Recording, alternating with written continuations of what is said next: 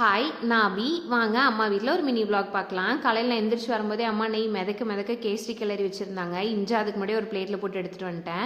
அன்னைக்கு பிரேக்ஃபாஸ்ட்டுக்கு பொங்கல் தான் பண்ணியிருந்தாங்க. அதை அப்படியே ஊட்டி விட்டாங்க. சாப்பிட்டுட்டு கொஞ்சம் கேசரியும் சூடாக சாப்பிட்டுட்டு ஆஃபீஸ் ஒர்க் ஸ்டார்ட் பண்ணிட்டேன். ஒரு 12 o'clock மேலே ஃப்ரீ டைம் கிடச்சிச்சு. மெஷினில் வாஷ் பண்ண வேண்டிய ட்ரெஸ் எல்லாம் இருந்துச்சு. அதை அப்படியே போட்டு விட்டுட்டு அப்பா அந்த அன்னைக்கு ஒரு வேலையை ஈரோடு போகிறேன்னு சொல்லியிருந்தாங்க. சரி கொஞ்சம் முருங்கைக்காய் பறித்து கொடுத்து விடலாம் வீட்டுக்கு அப்படின்னு சொல்லி தான் பறிச்சிட்டு இருந்தேன். ஒரு 10லேருந்து 15 முருங்கைக்காய் தான் பறிக்க முடிஞ்சிச்சு. மிச்சதெல்லாம் ரொம்ப பிஞ்சாக இருந்துச்சு, வெயிலாகவும் இருந்துச்சு.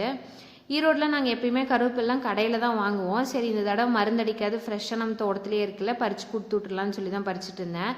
கொடுத்து விட்டு அப்படியே ஃப்ரிட்ஜில் கவரில் போட்டு வச்சுருவாங்க.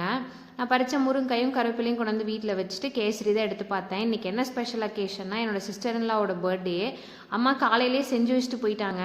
மறக்காமல் அப்பா கிட்ட கொடுத்து விட்டுற சொல்லி அது எல்லாத்தையும் ஒரு சம்பளத்தில் போட்டு பேக் பண்ணிகிட்டு இருந்தேன். அடி பிடிக்காமல் சூப்பர் அண்ட் டேஸ்டியாக கிளறி வச்சுருந்தாங்க அம்மா கேசரியை.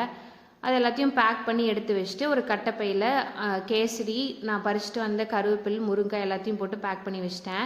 அப்பா போகிறப்ப எட்டு போய்க்கிறேன்னு சொன்னாங்க. இப்படி தான் என்னோட டே போச்சு. தேங்க்யூ ஃபார் வாட்சிங்.